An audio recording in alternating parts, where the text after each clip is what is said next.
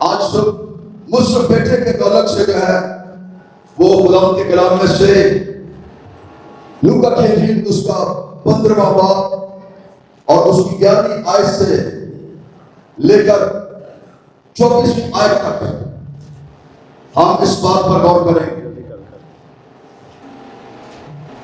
پہلی بات، اچھا یہ کہانی کس کس کو آتی ہے؟ مجھ سے بیٹھے سب کو آتی ہوگی میرے خیال میں، لیکن جس انداز سے میں آپ کے سامنے رکھنا چاہتا ہوں وہ ذرا آپ اگر لکھنا چاہیں، جو میرے اسٹوڈنٹس ہیں وہ لکھ سکتے ہیں، ان پوائنٹس کو بعد میں آپ کے لیے آسانی ہوگی۔ پہلی بات جو بیان کرنا چاہتا ہوں اس کے تعلق سے، یہ لڑکا جو ہے یہ بڑا بے وقوف ہے، فلش ہے۔ بے وقوف میں اس لیے کہہ رہا ہوں کہ جب انسان ایسی بے وقوفی کر لیتا ہے تو پھر اس کی وجہ سے وہ غربت کے اندر جو ہے وہ چلا جاتا ہے، اور جب غربت کے اندر وہ چلا جاتا ہے تو پھر وہ مایوس ہو جاتا ہے۔ اس شخص نے، اس لڑکے نے کیا کیا؟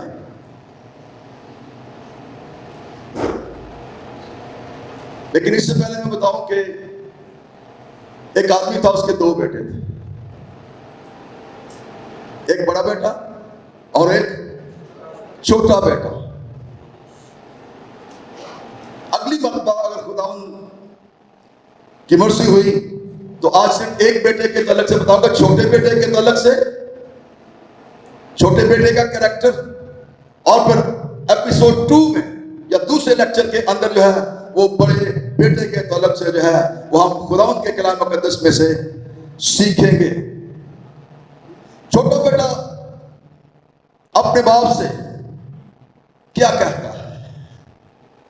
باپ کے ساتھ رفاقت میں سمجھتا ہوں برکت کو لاتی ہے۔ باپ کے ساتھ رہنا برکت، ایک شیلٹر ہے، لیکن جو باپ کے شیلٹر سے نکل جاتا ہے،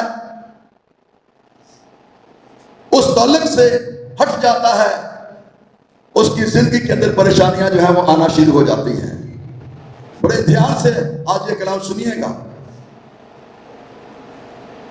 کیونکہ جب خدا کپاکم یہ رات کو اٹھاتا ہے تو پھر وہ اسپیسیفک کی کلام ہوتا ہے۔ عام روٹین میں تو تیار بندہ کر لیتا ہے رہنمائی سے، لیکن رات کے پہروں میں جب خدا بولتا ہے تو اس کا کچھ خاص مقصد ہے۔ اس بیٹے نے اپنے باپ سے کیا کہا؟ کہہ رہے کہ اے باپ، مال کا جو حصہ مجھ کو پہنچتا ہے مجھے دے دے۔ پراپرٹی کا حصہ چھوٹا بیٹا، کیونکہ یہاں پر چھوٹے بیٹے کا ذکر ہے، بڑا بیٹا میں نے کہا نا بعد میں بتاؤں گا تو اس کی بات کروں گا۔ صرف پراپرٹی ڈیمانڈ کر رہا ہے باپ سے۔ اب جب باپ سے یہ مخاطب ہے کہ میرا حصہ جو ہے وہ مجھے دے دے، تو اپنے اپنے گھروں کے اندر ذرا یہ بات کریں کہ اگر باپ نے بڑی محنت سے رات دن جاگ کر ہر لحاظ سے اپنے بچوں کی پرورش کے لیے ایک گھر تعمیر کیا ہو، پراپرٹی بنائی ہو، یا جو کچھ بھی اس نے بنایا ہو، اور جب بچے بڑے ہوتے ہیں، لڑکے بڑے ہوتے ہیں، تو پھر ان کے اندر اگر یہ ابلیس تحریک کو پیدا کر دے، کیونکہ ابلیس چاہتا ہے کہ باپ کو بیٹے سے جدا کیا جائے، اور یہ بائبل کی تعلیم ہے۔ آخر زمانہ کے اندر باپ کو بیٹے سے جدا کیا جائے گا، بیٹا باپ کی مخالفت کرے گا، اور یہاں تک بھی نوبت ہے کہ بیٹا جو ہے اپنے باپ کو مروا بھی ڈالے گا۔ یہاں پر جب وہ اپنے باپ سے پراپرٹی کی ڈیمانڈ کرتا ہے کہ میرا حصہ مجھے دے دے، تو باپ جو ہے اس کی نیچر پیار سے بھری ہے۔ باپ کا کریکٹر جو ہے وہ ہمیں یہاں پر رائچس نظر آتا ہے، راست باز باپ ہے۔ وہ خود اس فیلنگز کو جو اس کے بیٹے نے کہا محسوس کر سکتا تھا، لیکن اس نے کیا کیا؟ لکھا ہے یہاں پر اس نے اپنا مال متا انہیں بانٹ دیا، باپ نے دے دیا۔ اب یہاں پر جو ہے دو باتیں ہمیں نظر آتی ہیں۔ پہلی بات سیلف ول، اس کی اپنی مرضی، سیلف ول، اس بیٹے کی اپنی مرضی تھی۔ میں بھی اس کو کسی نے اکسایا ہو یا کوئی ایسی بات کی ہو تو اس نے اپنی مرضی سے اپنے باپ کو یہ کہا کہ میرا حصہ جو بنتا ہے وہ مجھے دے دے۔ اور دوسری بات جو اس کی زندگی کے اندر ہم یہاں پر دیکھتے ہیں وہ ہے اس کی خود غرضی۔ خود غرضی، جب شخص کوئی بھی ہو خود غرض ہو جاتا ہے، اپنی مرضی کرنا چاہتا ہے، تو پھر یاد رکھیں اس کے سامنے صرف اس کا ایک ہی ٹارگٹ ہوتا ہے، وہ ہوتا ہے پیسہ بنانا، پراپرٹی بنانا۔ کسی کی عزت کا خیال جو ہے وہ اس کے سامنے نہیں ہوتا۔ اب اس 13ویں آیت میں ہم اس بات کو دیکھتے ہیں، آپ نے بانٹ دیا، دے دیا جو بھی اس کا حصہ تھا۔ 13ویں آیت کے اندر ہے بہت دن نہ گزرے تھے کہ چھوٹا بیٹا اپنا سب کچھ جمع کر کے دور دراز ملک کو روانہ ہوا۔ پیسے لے کے، اپنا حصہ لے کے اپنے گھر سے جدا ہو گیا، گھر سے ناتا توڑ دیا، باپ سے ناتا توڑ دیا۔ میں بھی ماں بھی ہوگی کیونکہ یہاں پر ذکر نہیں ہے، جو بھی گھر کے افراد تھے ان سے اس نے اپنا ناتا توڑ دیا اپنی خود غرضی کی وجہ سے۔ جب انسان کوئی بھی ہو، لڑکا ہو لڑکی ہو، خود غرض ہو جاتا ہے تو وہ سارے رشتے ناطے جو ہے وہ توڑ دیتا ہے، ان کی پرواہ نہیں کرتا۔ تو یہاں پر ہم اس بات کو، اس کے کریکٹر کو دیکھتے ہیں کہ اپنا سب کچھ جمع کر کے وہ گھر سے نکل جاتا ہے، روانہ ہو جاتا ہے۔ اور جب روپیہ پیسہ نوجوانوں کے پاس ہو تو پھر دوست بھی بڑے بن جاتے ہیں، ہمارے یار بھی بڑے بن جاتے ہیں۔ اور آگے صاحب واضح طور پر لکھا ہے اور وہاں اپنا مال بد چلنی میں اڑا دیا۔ بد چلنی کے اندر اپنا مال، کوئی چیک کرنے والا نہیں، کوئی چیک تو اس کو ہے نہیں ہے، اپنی مرضی کا مالک۔ جیسے کسی نے کیا کہا، میرا بدن میری مرضی، اپنی مرضی، جیسے مرضی وہ کرے، جیسے مرضی اپنے بدن کا استعمال کرے، بد چلنی کے اندر۔ اب بد چلنی کے اندر بہت سی باتیں ہو سکتی ہیں، اگر اس کو لیبریٹ کرنا شروع کریں تو اس کے لیے کافی وقت درکار ہے، لیکن آپ سمجھتے ہیں کہ بد چلنی سے کیا مراد ہے؟ جب پیسہ ہوتا ہے ہر طرح کی عیاشی جو ہے بندہ کرنا شروع کر دیتا ہے۔ شراب بھی ہو سکتی ہے، شباب بھی ہو سکتا ہے، کباب بھی ہو سکتے ہیں، سارا کچھ ہی ہو سکتا ہے بد چلنی کے اندر، کیونکہ پیسہ ہے، پیسہ کسی نہ کسی طرح سے تو اڑانا ہے نا، کہڑا خود کمایا ہے۔ اگر خود کمایا ہوئے تو پھر پیسے کی درد ہوتی ہے۔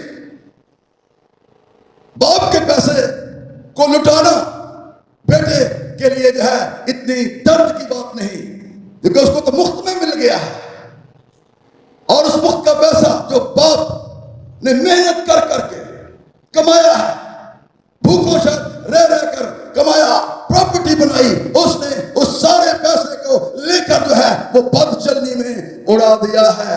باپ سے علیحدگی ہو گئی، جنسی ہوس کو بجھانے کے لیے بد چلنی کے اثر کے نیچے آ جاتا ہے، بد چلنی کرنا شروع کر دیتا ہے اپنے دوستوں یاروں کے ساتھ مل کر۔ یہاں پر ہم اس بات کو دیکھتے ہیں 14ویں آیت کے اندر جب سب کچھ خرچ ہو گیا تو اس ملک کے اندر سخت کال پڑا اور محتاج ہونے لگا. اب کیا ہو گیا؟ پیسہ تو اڑا دیا نا, ختم ہو گیا. جو تمہارے کو پیسہ ہے, سارے کہتے ہیں جب کوئی شخص کے پاس پیسہ ہوتا ہے سارے دوست بن جاتے ہیں, رشتہ دار بھی پوچھنا شروع کر دیتے ہیں. پیسہ ہوتا ہے نا تو کوئی غریب نو پوچھتا ہی کوئی نہیں. کوئی رشتہ دار غریب ہوئے تو دوسرا پوچھتا ہی نہیں, بڑھتا ہی نہیں گا. وہ چکر جو ادھر کی جانا, انہیں کوئی نہ کوئی ڈیمانڈ ہی کرنی ہے. یہ میں حقیقت بتا رہا ہوں, میں پریکٹیکل بتا رہا ہوں. یہ حقیقت پر مبنی کلام ہے. اور مسلم سب کو پتہ ہے کہ میں ریئلسٹک کلام جو ہے وہ پیش کرتا ہوں. تو جب محتاج ہونے لگا تو پھر کیا کیا؟ اگلی بات جو ہم یہاں پر دیکھتے ہیں یہاں پر کہ وہ اس ملک کے ایک باشندہ کے ہاں جا پڑا. کسی کے پاس نوکری کر لی. محتاج جو تھا, اب پلے کوئی شے نہیں ہے, ساری عیاشی میں گزار دی ہے. تو جب عیاش شخص اپنا روپیہ پیسہ اجاڑ دیتا ہے تو پھر اس کے بعد تو کنگال ہی ہونا ہوتا ہے نا. تو جب کنگال ہو جاتا ہے تو پھر اب ادھر ملک کے اندر کلام میں لکھا ہوا ہے کہ قحط بھی پڑ گیا ہے, کال ہے, محتاج ہونے لگا روٹی کے لیے, پیسے کے لیے, تو نوکری کر لی. اور کتنی خوبصورت دیکھیں نوکری اس کو ملتی ہے. نوکری اس کو جو ملی ہے, لکھا ہے کہ اس نے اس کو اپنے کھیت میں سور چرانے بھیجا. سوروں کو چرانے کے لیے نوکری ملتی ہے. کیسی زبردست نوکری ہے, زبردست ہے نا. اور نہیں, سور جو ہے وہ ناپاک جانور ہے, اور سوروں کو کھانا جو ہے وہ بھی کلام مقدس کے اندر منع کیا گیا ہے. کچھ لوگ سور کھاتے ہیں, خاص طور پر باہر کے لوگ. تو یہ ٹوٹی جو ہے منع ہے. تو سوروں کے ساتھ رفاقت, باپ کو چھوڑ کر, خاندان کو چھوڑ کر, بھائیوں کو چھوڑ کر, کن کے ساتھ رشتہ باندھ لیا ہے؟ پہلے تو عیاش دوستوں کے ساتھ, برباد کرنے والے دوستوں کے ساتھ, اور پھر کچھ نہیں بچا تو ان کوئی بھاگے, دوست بھی بھاگے. چلو جی, اب کوئی دوست بھی نہیں ہے. شاید وہ گیا ہو کسی دوست کے پاس کہ چل یار ایک رات میں رکھ لایا کہ روٹی کھوا دے. آگے صاحب جواب ملا ہوگا کیونکہ حالات ایسے ہیں. آخر سور چلانے کے لیے جو ہے وہ اس کو بھیج دیا جاتا ہے. اور جب اس کو سور بھیجنے کی نوکری مل جاتی ہے, اور سوریا اسے آرزو تھی کہ جو پھلیاں سور کھاتے تھے انہی سے اپنا پیٹ بھرے, مگر کوئی اسے نہ دیتا تھا. کوئی اسے نہ دیتا تھا. کسی نے اس کی مدد نہیں کی. باپ کا روپیہ پیسہ بٹور کر لے گیا, حصہ لے گیا, لیکن اس کو معلوم نہیں تھا کہ باپ سے جدا ہو کر, باپ کی رحمت اس کے شیڈو کے نیچے سے نکل جانا محتاجی میری زندگی کے اندر لے آئے گی. میں محتاج ہو جاؤں گا, میں کوڑی کو ترسوں گا. کسی نے اس کو کچھ نہ دیا, محتاج ہو گیا. کوڑی کے لیے بھی, پیسے کے لیے پھلیاں سور کی کھانے لگا جو سور کھاتے تھے. پتہ نہیں کتنے دیر سے اس نے کپڑے بھی چینج نہیں کیے ہوں گے, نہایا بھی نہیں ہوگا, داڑھی بھی اس کی بڑھ گئی ہوگی, عجیب سا اس کا حلیہ ہو گیا. اپنے باپ کے گھر میں تو وہ شہزادہ تھا, باپ کے گھر میں تو ہر قسم کی آسائش موجود تھی, نوکر چاکر بھی تھے, اور جو کہتا اسی وقت ہو جاتا تھا. لیکن اب جن حالات میں سے یہ شخص گزر رہا ہے, اس پر ہمیں غور کرنے کی ضرورت ہے. روحانی تباہی مکمل طور پر اس کی زندگی کے اندر آ جاتی ہے. جسمانی تباہی کو بھی آپ دیکھ سکتے ہیں, روحانی تو ہو ہی گئی تھی, لیکن جسمانی تباہی مکمل طور پر سوروں کے ساتھ رہ رہا ہے. ادھر ہی لیٹتا ہوگا, ادھر ہی گند میں ان کی پھلیاں جو وہ کھاتے ہوں گے, توڑتے ہوں گے, وہی کھا کر پیٹ بھر رہا ہے. ڈسٹرکشن, زندگی کے اندر تباہی. جب ذہن مفلوج ہو جاتا ہے, اور ابلیس کا, شیطان کا کام ہے ہماری سوچوں کو, ہمارے ذہن کو مفلوج کر دے. ابلیس گمراہ کرتا ہے, ابلیس برباد کرتا ہے, لیکن خدا کا پاک روح جو ہے وہ آزاد کرتا ہے. وہ چاہتا ہے کہ لوگ جو ہیں وہ آزاد ہو جائیں ابلیس کے ہاتھوں سے. اور خدا یسوع مسیح تو صرف اسی لیے آیا تاکہ ابلیس کے کاموں کو وہ مٹا ڈالے. جب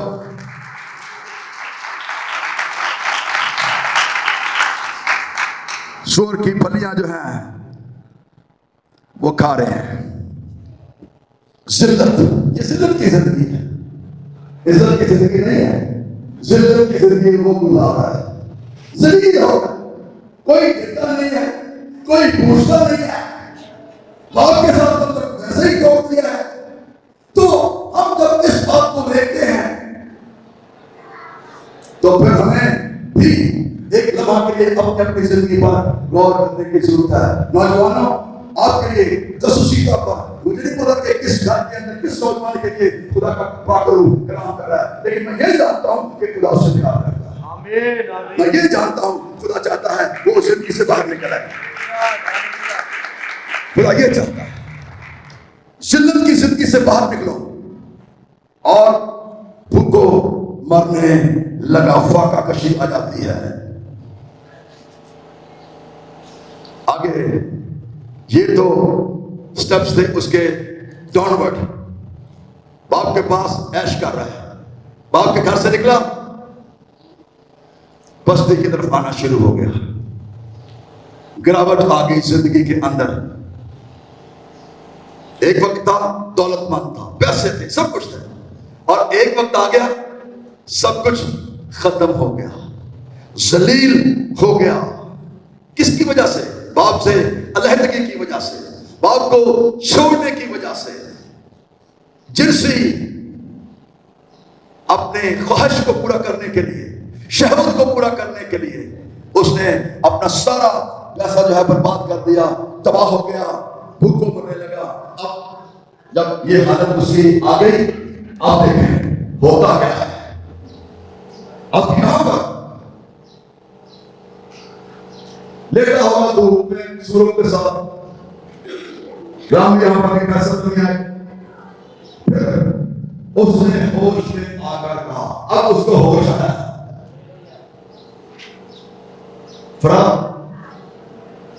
فریاد. آپ شاید بھی ہیں, لکھتے بھی ہیں, میں اکثر آپ کی کوٹیشن پڑھتا ہوں. سب کچھ لٹا کے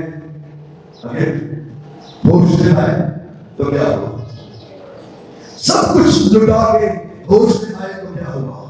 اب کیا بچتا ہے جب چڑیاں چونکیں گے, پیسہ لٹا دیا, سب کچھ لٹا دیا, برباد ہو گیا, ذلیل ہو گیا. تب تک پھرتا رہا, دوستوں کے پاس گیا, لیکن کسی نے اس کو وہ دو, کسی نے اس کو کچھ نہیں دیا, کچھ نہیں. کہ کوئی مدد کر دے, کوئی یار مدد کر دے, کوئی دوست مدد کر دے, کسی نے اس کو کچھ نہیں دیا. آخر اس کو ہوش آتا ہے. لکھا ہے یہاں پر 17 پھر اس نے ہوش میں آ کر کہا. اب اس کو ہوش آتا ہے, احساس پیدا ہوتا ہے. جب کوئی بندہ ریئلسٹک ہو جاتا ہے, اب وہ ریئلسٹک ہو گیا, پہلے نہیں سی. اب جب یہاں پر ریئلسٹک ہوا ہے پھر انہیں ہوش آئی ہے. اور کیا کہتا ہے ہوش میں آ کے, میں یہاں بھوکا مر رہا ہوں. بلکہ لوگوں کو دیکھے پوری ہے, اس نے ہوش میں آ کے کہا میرے باپ کے گھر میں بہت سے مزدور جو افراد سے روٹی کھاتے ہیں ان کو ملتی ہے, اور میں یہاں پر بھوکا مر رہا ہوں. میرے باپ کے گھر میں مزدور افراد سے روٹی کھاتے ہیں, جتنی مرضی کھان, 3 کھان, 4 کھان, 5 کھان, جتنی مرضی خوراک کو کھائیں. افراد سے خوراک ہے, ہر چیز افراد سے ہے, لیکن میں یہاں پر بھوکا مر رہا ہوں. اس کے اندر جو ہے احساس یہ پیدا ہوتا ہے، اور پھر جب احساس پیدا ہوتا ہے تو وہ اقرار بھی کرتا ہے۔ یہ اقرار، جب کوئی شخص گناہ کرتا ہے، جب تک اقرار نہیں کرتا اس کی زندگی کے اندر جو ہے وہ چینج نہیں آتا۔ جو اپنے گناہوں کو چھپاتا ہے کامیاب نہ ہوگا، لیکن جو ان کا اقرار کر کے ان کو ترک کرتا ہے، یہ نہیں ہے اقرار کا جب چھڑنا کوئی نہیں گا، ٹھیک ہے اسی بڑے گناہ گار ہیں تو گناہ کرتے رہیے، چلیے نا، کوئی فائدہ نہیں ہے۔ ترک جو کرتا ہے ان پر خدا کی رحمت جو ہے وہ ہوتی ہے۔ احساس پیدا ہو گیا، اپنے اندر اس بات کے لیے قائل ہو گیا، اقرار کنفیس کرتا ہے، اور کیا کہتا ہے 18ویں میں اٹھ کر اپنے باپ کے پاس جاؤں گا۔ میں اٹھ کر، میں اس حالت میں گندگی میں سوروں کی طرح زندگی میں بسر کر رہا ہوں، انہی کی خوراک میں کھا رہا ہوں، سوروں کی طرح بدبو میرے جسم سے بھی آ رہی ہے۔ جو سوروں کے ساتھ رہے گا اسی صحبت میں رہنے والے کا اثر جو ہے اس کے اوپر تو پڑے گا ہی نا، پتہ نہیں کتنی دور سے اس سے بدبو آتی ہوگی، نہ نہایا نہ کپڑے دھوئے، بال بڑے، داڑھی بڑی، ہو سکتا ہے کہ چوہے ہی پڑ گئی ہوں گرد کی وجہ سے، مٹی کی وجہ سے، اس کی سکن ہی خراب ہو گئی ہو، یہ بھی ہو سکتا ہے۔ اور جب سکن کے اندر کوئی انفیکشن ہو جائے تو کتنی پرابلمز ہو جاتی ہیں۔ سوروں کے ساتھ رہنے والے، گندگی کے اندر زندگی بسر کرنے والے، اس لیے اگلی بات جو ہے کہتا میں اٹھ کر اپنے کس کے پاس جاؤں گا؟ جس کو چھوڑ کے آیا تھا۔ بے شک لاڑی بھی ہو سکتا ہے، میرا حصہ دینا کہ نہیں دینا۔ جب ایسی حرکت کرتے ہیں نوجوان لڑکے اپنے باپ کے ساتھ یا ماں کے ساتھ، تو پھر نوبت تو پھر آتی ہے نا تکرار کے اندر، اونچی لڑائی جھگڑا، اونچی آواز، باہر والے بھی سنتے ہیں۔ اٹھ کر ہوش ٹکانے آ گئی۔ جب اسے ہوش آیا، اپنے باپ کے پاس جاؤں گا اور اس سے کہوں گا، اقرار کر رہا ہے، کنفیس کر رہا ہے، کیا کہوں گا؟ اے باپ، میں آسمان کا اور تیری نظر میں گناہ گار ہوا، میں نے گناہ کیا ہے۔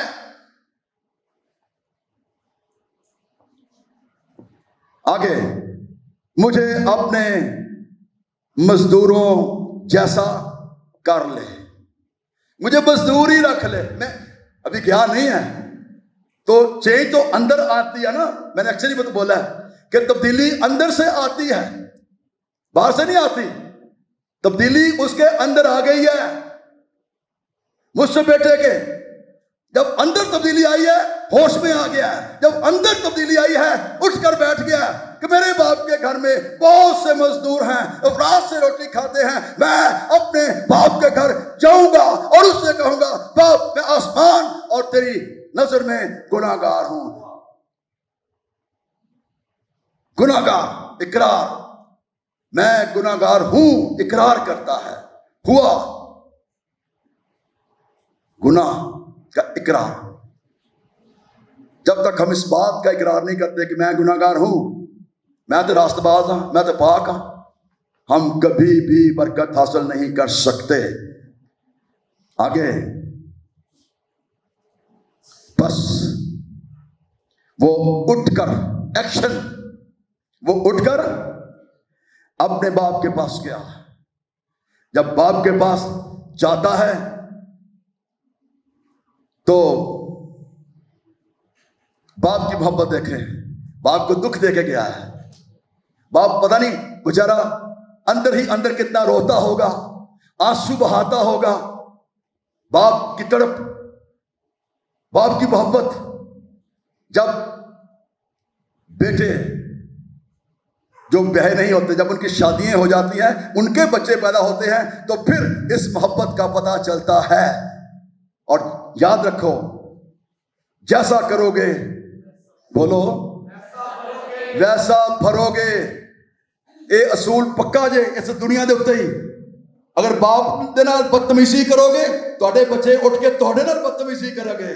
باپ نو پریشان کرو گے تے امید رکھنا. میں بس سے کہہ رہا ہوں یہ بات ذہن میں رکھنا کہ خدا کے خادم نے کہا تھا کہ میرے بچے بھی، خاص طور پر جو بیٹا آپ کا ہوگا وہ تانوں سبق خود سکھائے گا. پھر تانوں یاد آئے گا میں بھی اپنے پیو نال انج کیتا سی یار میرے اگے آ رہا ہے. تے او تک اگر باپ زندہ ہوئے تے پھر جا کے انہاں دے پیری پہ جاؤ، معافی منگو، توبہ کرو، شاید تہاڈی او لعنت دور ہو جائے. اگر مر گئے ہیں آپ کے دکھ میں تو پھر اوپر آسمان پر آپ کو اس کا حساب جو ہے وہ دینا پڑے گا. باپ کو ترس آیا. بڑی خوبصورت بات ہے. ابھی دور ہی تھا کہ اسے دیکھ کر اس کے باپ کو ترس آیا. کمپیشن، ترس سے بھر گیا. باپ ہے، اس نے دور سے پہچان لیا. داڑھی ودی پتہ نہیں کڈی ہو گئی ہے گی، وال پتہ نہیں کڈے لمے، جواں پئیاں ہونیاں نے، گندے وال، گندے کپڑے، ٹٹی جتی، شاید جتی بھی نہ ہوئے پیراں چ، لیکن اندر چینج ہو گیا ہے. اندر جب اندر تبدیل ہوتا ہے اس کا اظہار ہم باڈی کے وسیلہ سے کرتے ہیں. میں نے آپ کو اس دن بھی بتایا تھا جان کے اندر، جب جان کے اندر تبدیلی آتی ہے تو پھر بدن کو کنٹرول کرتا ہے، پھر بدن آگے ریئیکشن جو ہے اس کا شو کرتا ہے. دوڑ کر دیکھو، بڈھا بچارا ہونا میرے خیال سے یا میں بھی جوان ہو، ہمیں اس کا کوئی علم نہیں ہے. دوڑ کر اس کو گلے لگا لیا اور اسے چوما. یہ بھی نہیں دیکھا کنی دے دن آتا نہیں، یہ بو آندی پیے، گندے کپڑے، پاٹے کپڑے. باپ کی محبت دیکھو، بھاگا کیونکہ وہ تو ہر روز اسے راستے میں دیکھتا تھا اور باپ جانتا تھا پیسے تو لے گیا لیکن انہیں لٹ لٹا کے آ جانا ہے، یہ یار بیلیاں نے بد چلنی چو اڑا دینے نے تو پھر انہیں پہنچو کے گھر ہی آنا.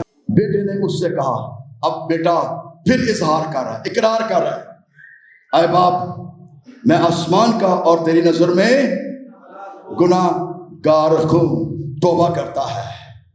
اور توبہ کے لیے میں نے پہلے بھی آپ کو بتایا ہوا ہے یونانی میں لفظ کون سا استعمال کیا گیا ہے؟ میٹونویا. اور میٹونویا ہے ذہن کی تبدیلی، واپسی، ڈائریکشن کا چینج ہو جانا. اب وہ اندر سے تبدیل ہو چکا ہے، ذہن تبدیل ہو چکا ہے، سوچ تبدیل ہو چکی ہے. جب تک میری آپ کی ہم سب کی سوچ تبدیل نہیں ہوگی ہم خدا جو ہمارا باپ ہے اس سے کچھ حاصل نہیں کر سکتے. باپ نے چوما، گلے لگایا، اقرار سن لیا ہے، اب اس لائق نہیں کہ تیرا پھر بیٹا کہلاؤں. باپ کا ریئیکشن ہم دیکھتے ہیں. صلح ہو جاتی ہے باپ کے ساتھ. جب باپ نے جفی پا لے، بغل میں لے لیا، باپ نے چوما بیٹے کو تو پھر ناراضگی تو دور ہو گئی نا، دکھ تو سارے ختم ہو گئے، صلح ہو گئی. جب صلح ہو گئی تو پھر آگے باپ کا پھر ریئیکشن دیکھے. باپ نے اپنے نوکروں سے کہا اچھے سے اچھا لباس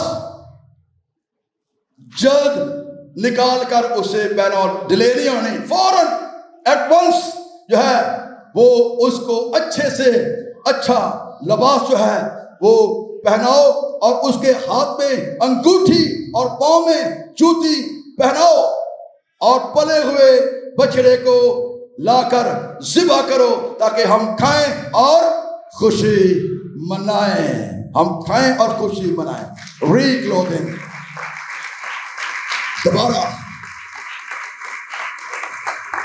دوبارہ اس کو کپڑے پہنائے گئے اور خوشی منائی جاتی ہے. بچڑا جو ہے وہ ذبح کیا جاتا ہے، صلح ہو جاتی ہے. اور باپ کیا کہتا ہے؟ کیونکہ میرا بیٹا یہ مردہ تھا، اب زندہ ہوا، کھو گیا تھا اب ملا. بس وہ خوشی منانے لگے. میرا بیٹا یہ مردہ تھا، مر گیا تھا، روحانی طور پر ڈیڈ تھا، لیکن جب اس نے اپنے باپ سے صلح کر لی، بچڑا ذبح کیا گیا. یاد رکھیں ہمارے لیے بھی ایک بڑا ذبح کیا گیا ہے، ہمارا فصح بھی قربان ہوا ہے، اور اس کے خون کے وسیلہ سے میرا آپ کا ملاپ صلح خدا باپ سے ہو گئی ہے. اور اب ہم اس لیے خوشی مناتے ہیں کیونکہ خدا باپ کے ساتھ میری اور آپ کی ہم سب کی صلح ہو گئی ہے. آؤ ہم خوشی منائیں. اور خوشی جب منائی جاتی ہے تو چپ کر کے نہیں منائی جاتی. ہو سکتا ہے کہ وہاں پر اس دستور کے مطابق میوزک بھی ہو، اچھے بجانے والے بھی ہوں، اور کوئی ڈانس ڈوس کرنے والے بھی ہوں. خوشی کے اندر سارے ڈانس بھی کرتے ہیں، آپ سب اس سے بخوبی واقف ہیں. ساری خوشیاں جو ہیں وہ منائی جاتی ہیں کیونکہ وہ بیٹا جو مر گیا تھا روحانی طور پر اور جسمانی طور پر بھی اذیت اٹھا چکا تھا، اب وہ واپس گھر آ گیا ہے. جب گھر آ گیا دوبارہ اس کا رابطہ باپ کے ساتھ کنیکٹ ہو گیا. اگر آپ کا آج تک خدا باپ کے ساتھ رابطہ نہیں ہے تو اپنے اس رشتے کو بحال کریں، روحانی رشتے کو، تاکہ وہ برکت خدا جو آپ کو دینا چاہتا ہے وہ آپ کو دے.